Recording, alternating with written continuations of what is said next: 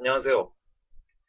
지금 여러분들께서 투자할 만한 부동산을 추천드리고 있는 유튜브 TV의 정석입니다. 오늘은 제가 이제 감정평가사로서 10년 이상의 이제 경력을 갖고 있는데요.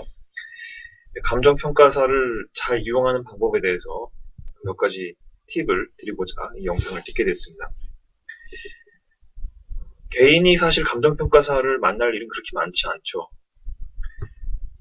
개인이 감정평가사를 만나는 때가 언제인지 생각을 해봤는데요. 크게 세 가지 경우가 떠오르더라고요.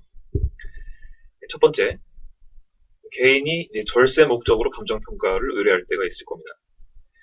그러니까 상속이나 증여를 할 때 상속 개시일로부터 6개월 이내 또는 증여일로부터 3개월 이내에 감정평가를 하게 되면 그 감정평가액이 이제 시가로 인정이 됩니다. 그렇게 되면 이제 상속세나 증여세는 아무래도 더 내게 되겠죠.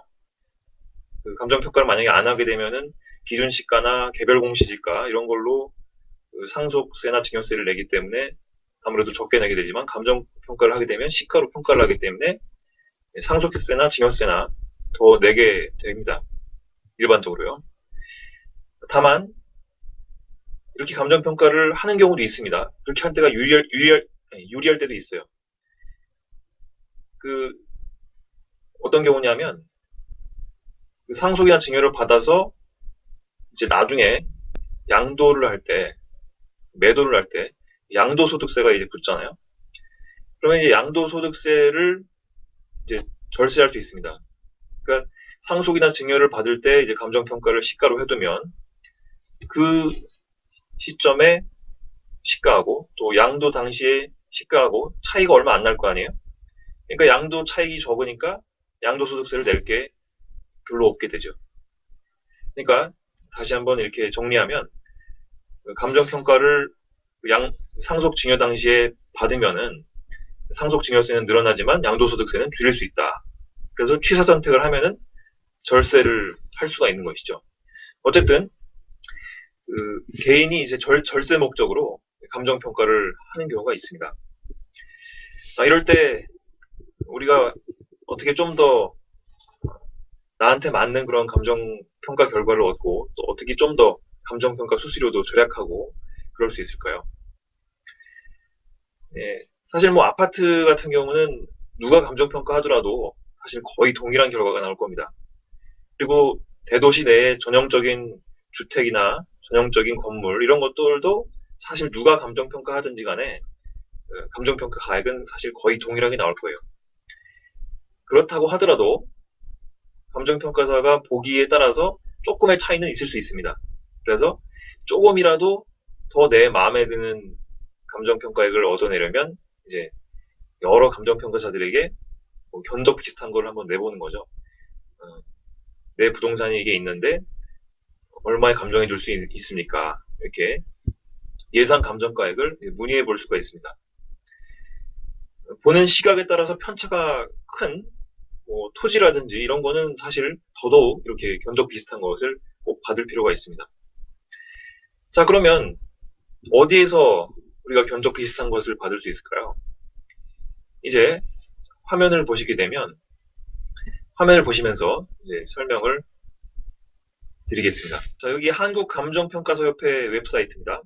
www.kapanet.or.kr입니다. 여기에 들어오시면 감정평가 안내 탭에서 회원사 검색을 해보시면 됩니다.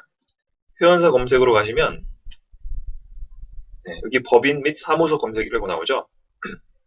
그래서 뭐 그래도 조금이라도 아는 평가사가 있다면 그래도 자신의 이익을 그래도 대변해 줄 가능성이 높기 때문에 뭐 아는 평가사를 찾으시면 되겠습니다. 다만 이제 그 감정평가사에 관한 법률에 보면은 친한 사람이나 뭐 친족의 토지를 이게 감정평가 해주는 것은 그 윤리상 어긋나는 일이라는 것을 참조해 주시기 바랍니다. 그 감정평가 법규에 어긋나요. 그래서 그 걸리면은 나중에 처벌받을 수도 있습니다. 자, 어쨌든 그것은 변론으로 하고 이렇게 이름으로 찾으실 수도 있고요. 지역으로 찾으실 수 있는데, 여기에서 또 유념해야 되실 점은, 그, 감정평가 대상 물건지와 가까운 곳에 있는 감정평가사들에게 이 견적 비슷한 거를 문의하셔야 됩니다. 왜냐하면, 감정평가 수수료가 좀 절약이 되기 때문이죠. 감정평가 수수료는 사실 거의 정해져 있습니다. 감정평가사 협회 웹사이트에서 왼쪽 아래 보시면 수수료 계산기 앱이 나오는데, 여기 가보시면 감정평가 수수료 자동 계산 앱이 있습니다. 예를 들어서 뭐 10억 원을 입력해 볼까요? 네, 그러면 순수 수수료가 114만 5천 원이 나오죠. 근데 이것은 수수료 요율 체계에서 기준 수수료입니다. 그 감정평가 기관의 그 재량에 따라서 하한 수수료를 받을 수도 있고 상한 수수료를 받을 수도 있습니다. 이 범위 내에서요. 그러니까 우리가 견적 비슷한 것을 받을 때는 이 하한 수수료를 적용해 줄 수 있는 곳에 감정평가를 의뢰하는 것이 더 유리하겠죠. 그리고 이것은, 이 수수료는 여비와 실비와 또 부가가치세를 제외한 금액입니다. 따라서 이 여비를 절약하기 위해서는 그 해당 물건지에 있는 그 감정평가사 사무소나 감정평가 법인에 의뢰하는 것이 여비를 절약할 수 있는, 조금이나마 절약할 수 있는 그런 방법이다 라고 할 수 있겠습니다. 자, 이제 다시 회원사 검색으로 가셔서요. 예를 들어서 뭐 서울특별시를 보겠습니다. 그러면 이제 평가법인이 쭉 나오고요. 밑에 이제 감정평가사 사무소가 쭉 나옵니다. 굉장히 많죠, 서울에. 참고로 여기 평가법인에 이제 가람감정부터 시작해서 쭉 내려가서 여기 하나감정까지 이제 법인들이 나오는데, 여기는 이제 가나다 순으로 이렇게 돼가지고 하나까지 간 다음에 다시 또 가나다 순으로 시작되죠. 이게 이유가 뭐냐면, 이제 가람감정평가법인부터 해서 이제 하나감정평가법인까지는 이제 대형 감정평가법인이라고 합니다. 그러니까 감정평가사들이 많이 모여있는 그런 법인들입니다. 그리고 전국적인 조직망이 아무래도 중소형 감정평가법인보다는 많죠. 네, 어쨌든 그렇고요. 이 가교 감정평가법인부터 시작해서 쭉 내려와서 네, 여기까지는 이제 중소감정평가법인입니다.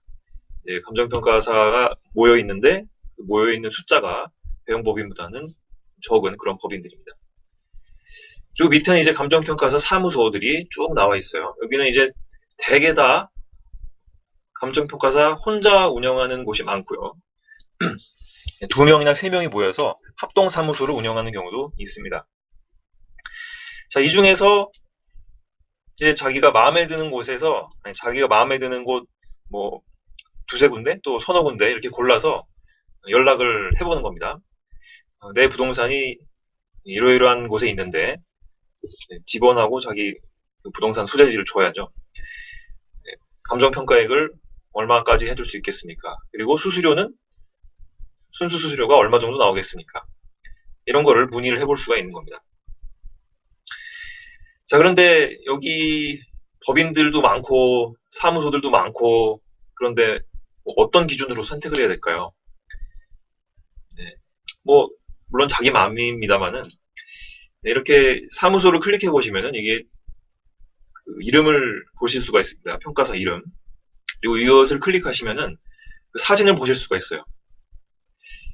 제 사진을 보여드릴게요. 이 정석 감정평가사 사무소에 이 정석을 클릭하시면 이렇게 제 사진이 뜹니다. 제 연락처도 뜨고 사무소 소재지도 이렇게 검색이 되죠. 이 사진을 보시고 정말 뭐 외모가 좀 괜찮다, 뭐 내 마음에 든다, 인상이, 뭐 그러면 그런 기준으로 선택하셔도 되죠. 뭐 그건 뭐 자기 마음이니까요. 근데 제가 이제 추천드리고 싶은 것 중에 하나는, 법인들도 있고 사무소도 있는데 개인적으로는 개인 사무소에 의뢰하시는 것이 더 좋지 않나 생각이 됩니다. 뭐 물론 제가 개인 사무소 종사자라서 뭐 그런 이유도 있을 수 있는데, 이 법인들은 보면은 일이 많아요. 그래서 내 부동산에 대한 그 처리를 성심성의껏 공을 들여서 하지 못하는 경우가 아무래도 사무소보다는 좀 더 많지 않나, 이런 생각을 해봅니다. 그리고 법인들에서는 그 물건을 평가하러 나올 때 직원들이 나오는 것이 일반적입니다. 아니면 좀 경력이 적은 평가사들을 내보내서 물건을 조사하게 하는 것이 사실 거의 대부분입니다. 저도 뭐 대형 감정평가법인 근무를 해봤었지만은 그런 경우가 대부분이에요. 반면에 감정평가사 사무소는 여기 사무소에 근무하는 평가사들은 거의 99% 이상이 경력 5년 이상이다, 이렇게 보시면 됩니다. 그래서 경험도 풍부하고 또 성심성의껏 처리해줄 가능성도 많고 그렇기 때문에 감정평가사 사무소에서 감정을 받아보시는 것을 추천.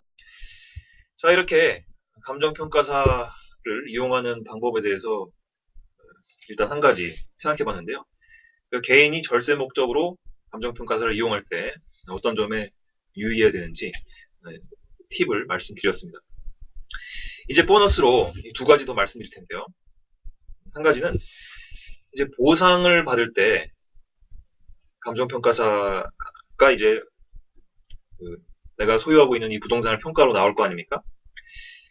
이때 어떻게 최대한 잘 어필을 할 수 있는지 그 점을 말씀드리겠습니다.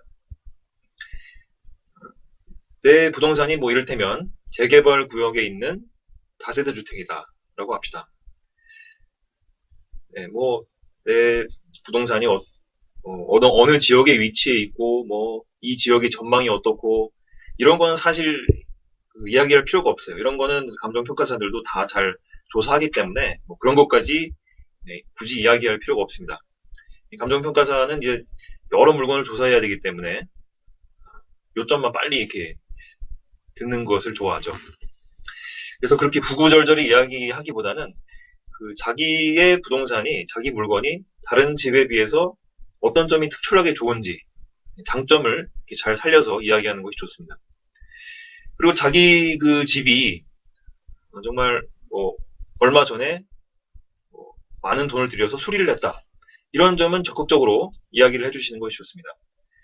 얼마 들었다는 그런 자료가 있으면은 그런 자료도 적극적으로 이렇게 제출을 하시면서 이야기를 하시면 아무래도 더 많이 반영을 해줄 가능성이 더 높습니다. 그리고 아무래도 물건이 깨끗하면 물건에 대해서 좋은 인상을 갖기가 쉽죠. 그래서 감정평가사가 현장에 나오기 전에 집을 깨끗이 청소하고 건물이라면 건물도 깨끗이 청소하고 이러는 것이 아무래도 더 좋은 인상을 주기에 좋겠죠. 그리고 자기 토지의 그런 이점에 대해서 말하는 겁니다. 자기 토지가 남양이다. 근데 대량으로 이렇게 평가하다 보면은 제 경험상 말씀드리는 건데 북향인 토지나 남양인 토지나 사실 그렇게 큰 격차를 두지 않는 경우가 많아요. 근데 사실은 매매 시장에서 남양인 토지가 햇빛을 더 잘 받기 때문에 북향보다는 확실히 매매에 유리한 점이 많거든요. 이런 점들을 잘 어필을 하신다면 좋겠습니다. 그리고 내가 가지고 있는 이 토지에서는 편의점이 가깝다든지 학교가 가깝다든지 이런 점들을 잘 어필을 해주시는 게 좋습니다. 이제 개인들이 감정평가사를 맞닥뜨릴 경우가 또 언제 있는지 생각을 해봤는데 한 가지만 더 보너스로 말씀드리자면, 이제 내가 토지주인데요. 이 개별 공시지가가 이제 매년 나오잖아요. 개별 공시지가가 정말 내 생각보다 너무 높게 나오거나 너무 낮게 나오거나 이런 경우가 있습니다. 내가 가지고 있는 이 토지가 정말 사용하지도 않고 그냥 물려받은 토지로서 그냥 갖고 있는 건데, 예를 들면 면적이 아주 큰 그런 임야 같은 게 있을 겁니다.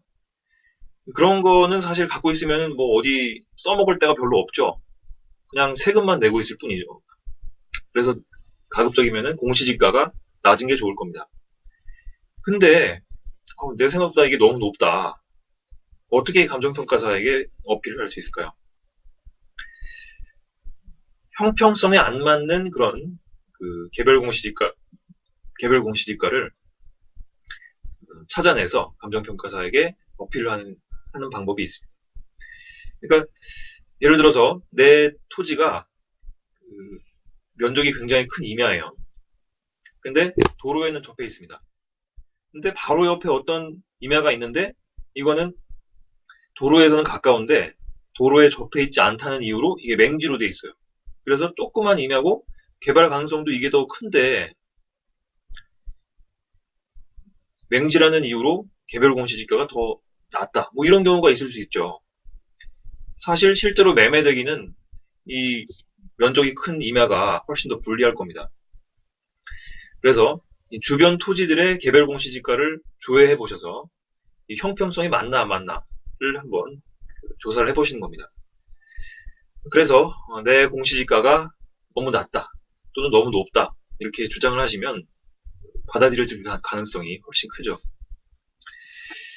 네, 이렇게 감정평가사를 우리가 이용하는 방법에 대해서 현업에 종사하는 감정평가사로서 그동안의 경험을 바탕으로 말씀을 드렸습니다. 여러분 어떻게 도움이 되셨는지 모르겠습니다. 여러분들이 이제 감정평가사를 만나실 때 조금이나마 참고가 되실 좋은 영상이 되었으면 좋겠습니다. 시청해주셔서 감사합니다.